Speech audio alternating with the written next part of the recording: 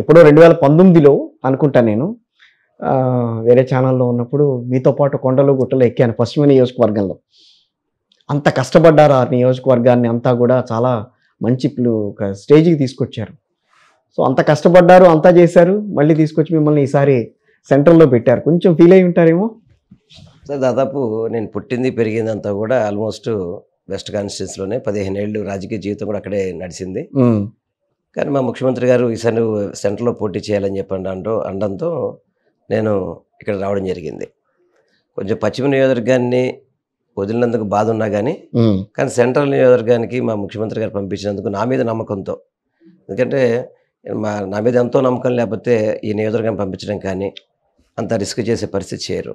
ఆయన అంత నమ్మకం పెట్టాడు కాబట్టి ఆ నమ్మకాన్ని ఉమ్ము చేయకుండా ఉండాలనే ఉద్దేశంతో అనౌన్స్ చేసిన రోజు నుంచి కూడా ఇప్పటి వరకు నిరంతరం ప్రజల మధ్యలో ఉంటున్నాను. ప్రజలకి ఏ సమస్య ఉన్నా కానీ అది వీలైనంత పరిష్కరించే విధంగా ప్రయత్నం చేస్తున్నాను. ప్రజలకు అందుబాటులో ఉంటున్నాను. తప్పకుండా సెంట్రల్ నియోజకవర్గ ప్రజలు కూడా నన్ను ఆదరిస్తారని మాత్రం పూర్తి విశ్వాసం నమ్మకం నాకైతే బాగా వచ్చింది. సెంట్రల్ నియోజకవర్గం ఆల్రెడీ వైఎస్ఆర్ కాంగ్రెస్ పార్టీదే, మళ్ళీ వాళ్ళని కాదని మీకు ఇచ్చారు. దానికి ఏమన్నా ప్రత్యేకమైన కారణాలు ఉన్నాయా? కారణాలు ఏం లేవు. ముఖ్యమంత్రి గారికి కొంత సామాజిక సమీకరణలు కావచ్చు, విన్నింగ్ ఫార్ములాస్ కావచ్చు, దాని మీద కొన్ని చోట్ల మార్పులు జరిగింది. మీరు అందరూ కూడా చూసారు రాష్ట్ర వ్యాప్తంగా కూడా. ఎందుకంటే ఎక్కడైతే ఈసారి ఎక్కడో రిస్క్ చేయకుండా 175 నియోజకవర్గాలు గెలవాలని ఒక ఆలోచనతో, అదేవిధంగా సామాజిక సమీకరణలు గతంలో ఎవరు కూడా చేయలేని విధంగా ఈరోజు సామాజిక సమీకరణలకి సీట్లు ఇవ్వడం జరిగింది. ఆ ధర్మిలాల్లో నాకు ఇక్కడికి మార్చడం జరిగింది. మార్చినప్పటి నుంచి కూడా ప్రజల నుంచి మంచి అఖండ విజయం వచ్చే విధంగానే ప్రజలు మనల్ని భావిస్తారు. ఎందుకంటే ప్రజల దగ్గరికి వెళ్తుంటే జగన్మోహన్ రెడ్డి గారి యొక్క పథకాలు ప్రతి ఇంట్లో ఉన్నాయి, ప్రతి ఇంట్లో కూడా. దానివల్ల ఏంటంటే నాకు ఇది ముఖ్యంగా చెప్పాలి, ఇది నాకు కొత్త కూడా కాదు. నేను ఆల్రెడీ మీరు విజయవాడలో ఇన్నాళ్ళు పుట్టి పెరిగి ఇంత చేశానంటే మీకు ఇది పెద్ద ఏరియా కొత్త ఏం కాదు అసలు. యాక్చువల్ చెప్పాలంటే ఇప్పుడు విజయవాడ అంతా కూడా కలిసే ఉంటుంది. అవును. ఇప్పుడు ఈ రోడ్డు ఏమో సెంట్రల్ అయితే ఈ రోడ్డు వెస్ట్ వస్తుంది, ఒక రోడ్డు సైడ్ ఏమో వెస్ట్ ఉంటుంది, ఒక రోడ్డుకి ఏమో సెంట్రల్ ఉంటుంది. అదేవిధంగా నేను అపోజిషన్ ఉన్నప్పుడే విజయవాడ నగరానికి ప్రెసిడెంట్గా పనిచేశాను. అదేవిధంగా మంత్రిగా పనిచేసి ఇప్పుడు ఎన్టీఆర్ జిల్లా అధ్యక్షుడు ఉన్నాను. నాకు విజయవాడలో 3 నియోజకవర్గాల మీద కూడా అందరితో సత్సంబంధాలు ఉన్నాయి, బంధురకాలు ఉన్నాయి.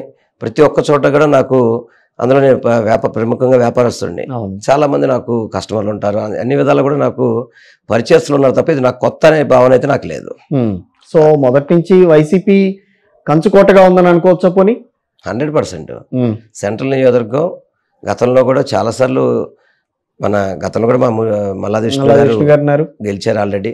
కానీ తక్కువ ఓట్లతో గెలిచారు. మరి ఆ మార్జిన్ ఈసారి ఏమన్నా కొంచెం పెరిగే అవకాశం ఉంటుందా? అంటే ఆ రోజు జగన్మోహన్ రెడ్డి గారు ఎలా పరిపాలన చేస్తారా అని చెప్పని వేసిన ఓటు అది. వేవున్న టైం అది వేవు ఉండొచ్చు, కానీ జగన్మోహన్ రెడ్డి గారు అలాగే పరిపాలన చేస్తారని వేసిన ఓటు కాబట్టి ఆ విధంగా వచ్చింది. ఈ రోజు జగన్మోహన్ రెడ్డి గారి పరిపాలన చూసి ఓటేమంటున్నాం. ఓకే, దానికే మాకు ఆ రోజు ఇచ్చిన 25 అయితే వాళ్ళ 25 మెజార్టీ వస్తుందని పూర్తి విశ్వాసం నమ్మకం ఉంది. సేమ్ అదే క్యాండిడేట్ ఈ రోజు టీడీపీ నుంచి ఉన్నారు బోండవమ్మ గారు. ఆయన్ని ఎదిరించాలి, ఆయన్ని ఢీ కొట్టి ముందుకు వెళ్ళాలి. మరి నేను అతను ఢీ కొట్టాయి అంత అనుకోవట్లేదు. అతను నేను పెద్దగా నేనేమి అపోజిషన్ క్యాండిడేట్కి అయితే లెక్కేయట్లేదు అతన్ని. ఎందుకంటే అతనికి ఏమాత్రం కూడా పార్టీకి బలం లేదు, అతనికి కూడా ఓపిక లేదు. మనిషిలో ప్రజల్ని కలవాలని కానీ, ప్రజలకు మంచి చేయాలని కానీ, ప్రజలకు బాగోగులు చూడాలని తప్పనైతే నాకైతే కనపడలేదు. 5 ఏళ్లలో ప్రజల్లో తిరుగుతూనే ఉన్నట్టు కదా ఆయన. బాగా ఒకసారి చూస్తే ఆయన పాస్పోర్ట్ తీసుకుంటే మీకు అర్థం అవుతుంది. ఎన్నాళ్ళు ఇండియాలో ఉన్నాడు, ఎన్నాళ్ళు ఫారెన్ ఉన్నాడు చూస్తే ఒకసారి పాస్పోర్ట్ చూస్తే మీకు అర్థం అవుతుంది. కరోనా టైంలో ఎప్పుడైనా బయట కనబడ్డాడు మీకు? ఎప్పుడైనా లేదు.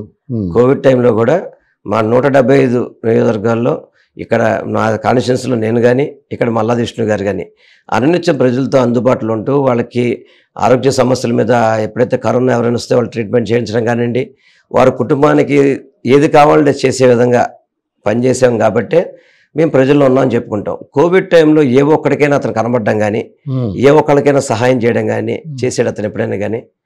ఎప్పుడు కూడా ఫారెన్లో కూర్చుంటాడు, ఫారెన్లో కూర్చొని జలసాలు చేయడానికి తప్ప అతనికి ప్రజల మధ్యలో ఉండే అలవాటు లేదు, ప్రజల్ని కలిసి అలవాటు కూడా లేదు అతనికి.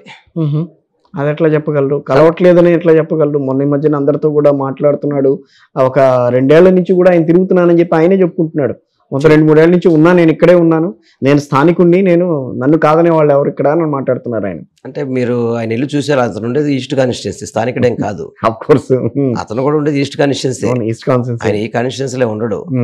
అదే విధంగా అతను కలవాలంటే 3 అంచెల అనుకుంటే మీరు కూడా పశ్చిమ నియోజకవర్గంలో ఉన్నట్టే కదా చెప్పే. అంటే ఆయన మీరు స్థానికుడు అని చెప్పినప్పుడు చెప్తున్నాను నేను. నేనేమో సరే సిటీలో స్థానికం ఇదే ఉంది, లోకల్ నాన్ లోకల్ అనేది ఉండదు అనుకోండి. ఎందుకంటే అతను ప్రచారం చేస్తున్నాడు, అతను పక్క కాన్స్టిట్యున్సీ నుంచి వచ్చాడని ప్రచారం చేస్తున్నాడు కాబట్టి దానికి మీ ద్వారా వాళ్ళకి సమాధానం చెప్తున్నాను నేను. ఓకే, అతను ఏం చేస్తున్నాడంటే పక్క నియోజకవర్గం నుంచి వచ్చాడు అంటున్నాడు.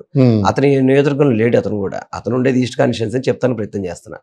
అదే విధంగా అతను కలవాలంటే 3 అంచెల భద్రత ఉంటుంది అనమాట. ఎప్పుడో కలవాలి, ఆయన కలవాలంటే నేరుగా వెళ్ళి బోండమ్మ తలుపు తీసుకొని వెళ్ళే అంత. ఇప్పుడు మా దగ్గర ఎప్పుడైతే డోర్లు ఓపెన్ చేస్తుంటాయి ఎనీ టైం, ఇప్పుడు ఏదో మీతో టీవీ డిబేట్ కాబట్టి డోర్ వేసాము, ఎప్పుడు ఎవరు వచ్చినా కానీ తలుపులను తీసుంటాయి,